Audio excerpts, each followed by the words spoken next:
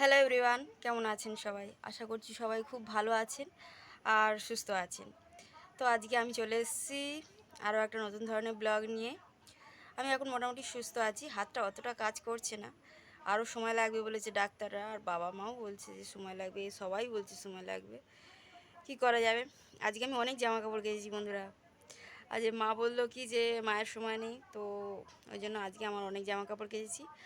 আর দিদি এসেছিলো, দিদির ছেলে খুব অসুস্থ ছিল, তো চাদর টাদরে অনেক বমি করেছিল, তো সেগুলো কাচলাম, কেচে স্নান টান করলাম, আর ব্লগটাও এডিট করলাম, করে আপলোড করলাম। তারপরে একটু সুপ্রিম কোর্টে যে বিচার হচ্ছে অভয়াকে নিয়ে সেটাও দেখছিলাম। তো এই করে ব্লগটা লেট করে শুরু করলাম। ভেবেছিলাম অনেক আগে শুরু করব। তারপরে স্নান করলাম, করে সকাল থেকে কিছু খাইনি, খাওয়ার সময় হয়নি। তো স্নান করে ঠাকুর পুজোটা করলাম, করে একটু ছাতু গুলে খেলাম। তো সুপ্রিম কোর্টের কেসটাই দেখছিলাম।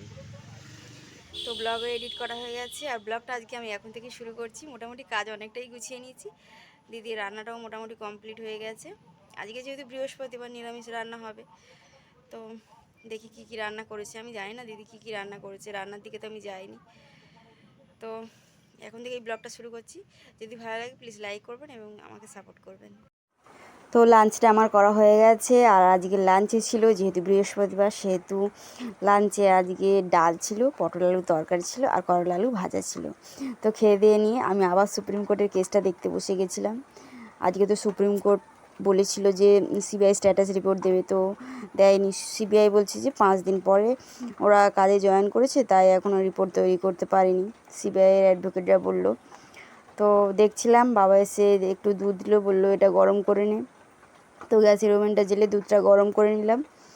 অনেক বেজে গেছিলো, তারপরে একটু ঘুমিয়ে পড়েছিলাম, হাতে জলটা স্যাঁক দিলাম, দিয়ে একটু রেস্ট নিচ্ছিলাম। আর সন্ধ্যাবেলা উঠে অনেক জামা কাপড় কেচেছিলাম, তো সেগুলো একটু গুছিয়ে নিলাম। মায়ের কয়েকটা শাড়িও আজকে আমি কেচে দিয়েছি।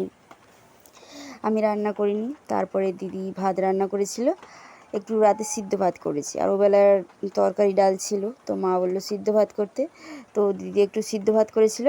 আর আজকে দিদি পটল আলু সিদ্ধ দিয়েছে। পটল আলু সিদ্ধ খেয়েছেন কি না জানি না, তো এটা খেতে খুবই ভালো লাগে। পটলের দানাগুলো আমি বের করে দিচ্ছিলাম, কারণ আমার দানা গালে পড়লে কেমন লাগে, বিরক্তি লাগে যেন। ওই জন্য আমি দানাগুলো বার করে দিলাম, দিয়ে পটল আলুটা মাখছিলাম। আর আমাদের বাড়িতে কি বলবো বন্ধুরা, দুপুরের লাঞ্চ বলুন কিংবা রাতের ডিনার, আমাদের তো খুব মজা হয়। এই খাওয়ার সময়টা আমরা ফ্যামিলির সব মানুষগুলো একসাথে হই, তো প্রচুর মজা হয়। কীভাবে যে 1.5-2 ঘন্টা কেটে যাবে ভাতের প্লেটে বোঝাই যাবে না। আর এক এক সময় তো আমার বাবা মা তো ঝগড়াই করতে লেগে যায়, আমরা তো ঠেকিয়েই পারবো না। তো এত আনন্দ হয় ওই সময়টা, আমরা প্রচুর মজা করি। সবাই তো সবার কাজে ব্যস্ত থাকে, পড়াশুনো থাকে, কিন্তু খাওয়ার সময়টা বিশেষ করে আমরা সবাই একসাথে খাই। তো চলুন বন্ধুরা, তাড়াতাড়ি ডিনারটা করে নিই। আপনারা তো অনেক দূরে আছেন, খাবার দেখাতে পারি, কোনো দিন খাওয়াতে পারি না। ইচ্ছা আছে কখনো যদি আপনারা আমার বাড়িতে আসেন, অনেক ভালো ভালো কিছু রান্না করে খাওয়াবো।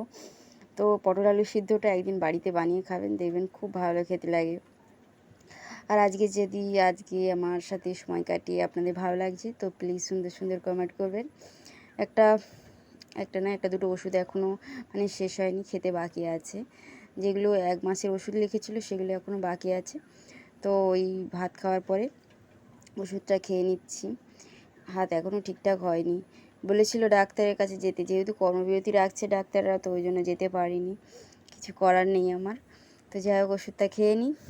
আর আজকের ব্লগটা বন্ধুরা একদম বেশি বাড়াবো না, ছোট ছোট ব্লগ করি, এই সময় আমি অতটাও সুস্থ নেই। তো এতটুকুই রাখছি আজকের ব্লগটা। যদি আজকে আমার সাথে সময় কাটিয়ে আপনাদের ভালো লাগে, তো অবশ্যই ভিডিওটিতে একটি লাইক দেবেন, শেয়ার করুন বন্ধুদের সাথে, এবং কি বলবো, সবাই খুব ভালো থাকবেন। আবারও আপনাদের সাথে আমার দেখা হবে নতুন ধরনের কোনো ব্লগে। গুড নাইট বন্ধুরা, সবাইকে টাটা।